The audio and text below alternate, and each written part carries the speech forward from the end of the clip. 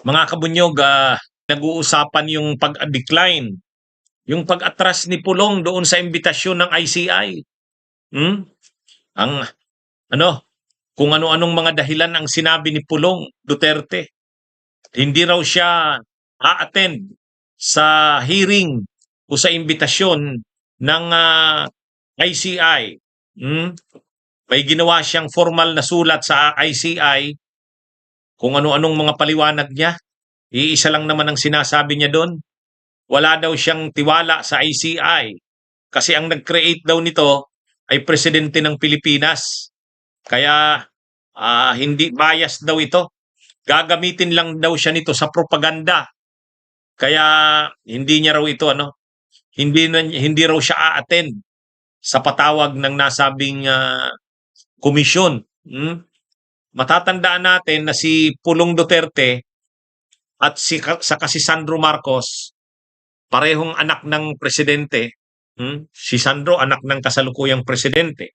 Si Pulong, anak ng dating presidente. Pareho sila iniimbitahan sa ICI para magpaliwanag sa kanilang malalaking pondo na hinawakan.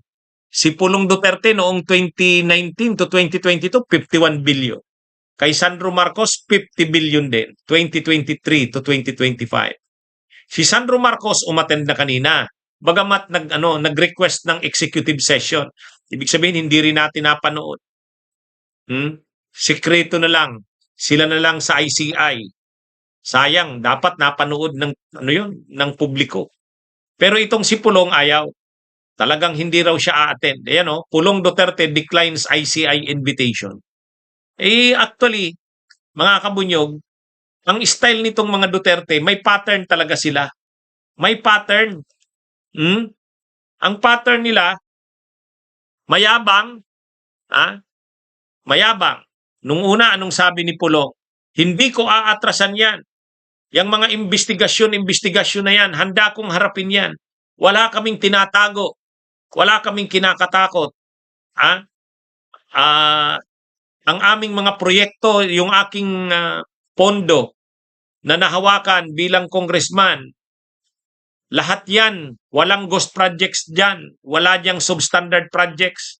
Kaya pag pinatawag, sabi ni Pulong Duterte, handa siyang harapin. Tapos ngayon bigla sasabihin ni Pulong, hindi raw siya a-attend sa ICI kasi gagamitin lang daw yan ICI na yan para sa propaganda ng administrasyon. Hindi raw siya a-attend dyan. Pero anong ibig sabihin nito? Ganyan ang style ng mga Duterte. Kahit si Digong, di ba si Digong ang yabang-yabang? Pero nung iniimbitahan na ng ICC sa investigasyon, ayaw naman. Mabuti na nga lang at naisahan si Duterte. Pagkagaling niya ng Hong Kong, pagbaba niya sa NAIA, naghihintay na doon yung mga aaresto sa kanya. Pero kung wala yon, kung hindi yon, wala. Hindi naman yan si Duterte, si Digong haharap sa mga investigasyon. Ito ring si Pulong Duterte. Nung dati ang sinasabi niya, handa siyang harapin anuman ang investigasyon na yan. Wala daw silang kinakatakutan. Tapos ngayon sasabihin, sasabihin na naman, hindi daw siya a-attend. Ang totoo diyan, mga kabunyog, kaya siya hindi a-attend si Pulong kasi lalabas diyan. Lalabas ang mga ang mga tinatago. Itatanong sa kanya yan. Under oath siya diyan. Kaya ngayon, kung ano-ano ng palusot ni Pulong.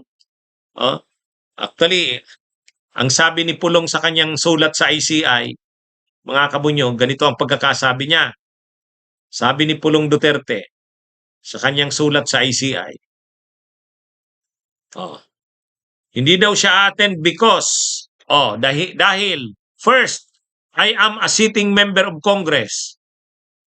Dahil daw siya ay member ng Congress, ang ICI daw, created daw yan ng EO ng presidente, wala daw jurisdiction sa kanya. Wow. Nakakabunyog mga kababayan. Wala daw jurisdiction sa kanya. Kasi miyembro daw siya ng Kongreso. Eh kung talagang wala kang tinatago at wala kang kinakatakot, hindi mo nakikwestiyonin ang mga jurisdiction na yan. Hindi mo nakikwestiyonin kung sinong nag-create ng ICI.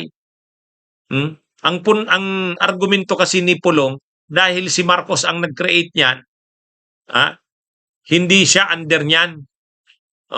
Hindi daw, executive lang daw ang sakop niyan. Pero sila daw sa mga congressman, hindi. Saan naman siya nakakuha ng ganyang kaisipan? Pangalawang rason ni Pulong, wala daw legal at factual basis ng imbitasyon. Vague daw masyado kung ano yung pag-uusapan. Sus naman, ang linaw-linaw ng pag-uusapan. Mga proyekto na pinaghihinalaang may korupsyon, yun ang pag-uusapan. Ang pangatlo na naman na rason ni Pulong, hindi daw siya member ng Appropriations Committee mula 2019 to 2022. Kaya wala daw siyang alam sa mga pag-uusapan diyan. Hindi naman tungkol sa Appropriations Committee ang itatanong sa kanya. Totoo ba na ang pondong binigay sa kanya sa distrito niya ay 51 billion mula 2019 to 2022? Saan na anong mga projects ba yan? Saan-saang mga lugar yan? Yan yung anong status ng mga projects na yan? Yan yung itatanong sa kanya. Paano niya naman sinasabing hindi daw siya member ng Appropriations Committee kaya wala daw siyang alam dyan. Ang isa pang sinasabi ni Pulong, ang ICI daw ay gagamitin lang na propaganda laban sa kanila, sa mga Duterte.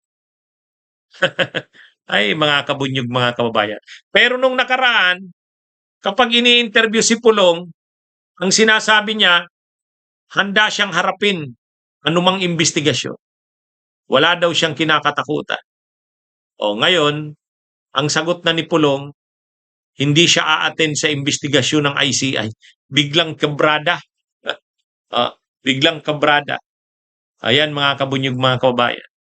Kaya, ito? Tapos ngayon, galit siya kay Tinyo. Tinawag pa si Congressman Tinyo na ugok. Tingnan nyo yan, Congressman yan. Pero tinawag si Congressman Tinyo na ugok. Bakit tinawag si Congressman Tinyo na ugok? Si Congressman Tinyo kasi ng ACT Teachers Party List, gusto niyang paimbestigahan. Hindi lang, kahit yung 6 billion lang ng 51 billion ni Pulong. Kasi doon may nakikitang mga anomalya doon sa 6 billion out of 51 billion.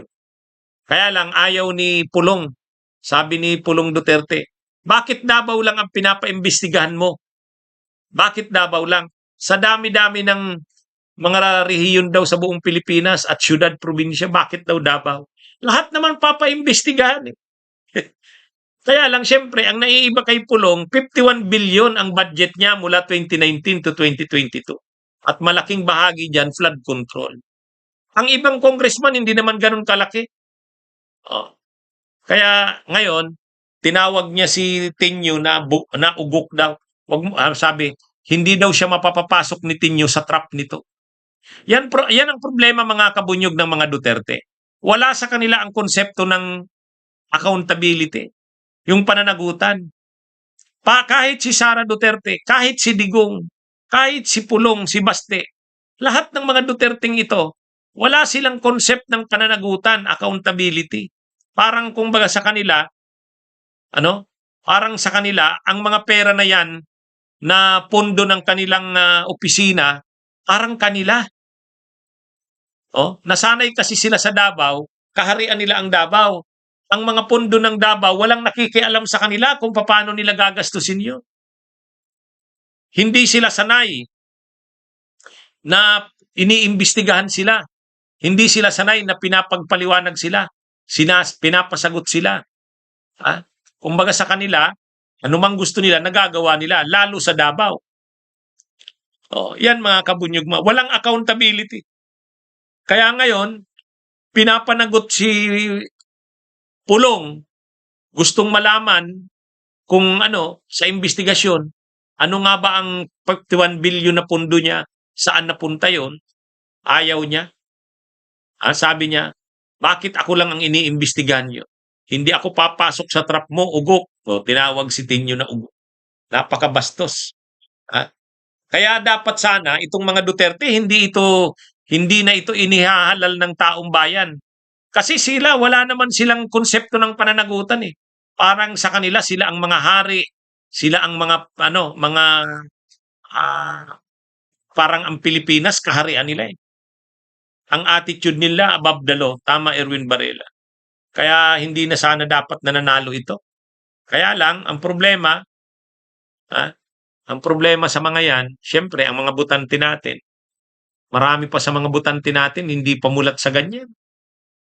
Kaya nagkakalit-litsi ang bansa natin dahil sa ganyan. Hmm? Ano ito? Si Sara Duterte. Ay 'di ba nung una ang sabi ni Sara Duterte, handa akong harapin ang impeachment na 'yan. Pero ginawa nila ang lahat ng paraan na ma-dismiss ang impeachment. Pero kapag nagsasalita si Sara, hindi ako natatakot sa impeachment na 'yan. Haharapin ko 'yan. Haharapin daw pero pinadismiss. Gano'n na naman kay Pulong. Sabi handa siyang harapin anuman ang investigasyon. Ngayon na naman, hindi siya haharap. Kaya ang pattern ng mga Duterte, mayabang lang, pero sa bandang huli takot. Yan yun. Yan yung pattern nila. Bunyog, bunyog, halikan na kasama ka. Bunyog, kapag buklod ay may pag-asa. Luzon, Visayas, Mindanao, isa ang pananaw. Sa bagong Pilipinas ang bunyog isisigaw.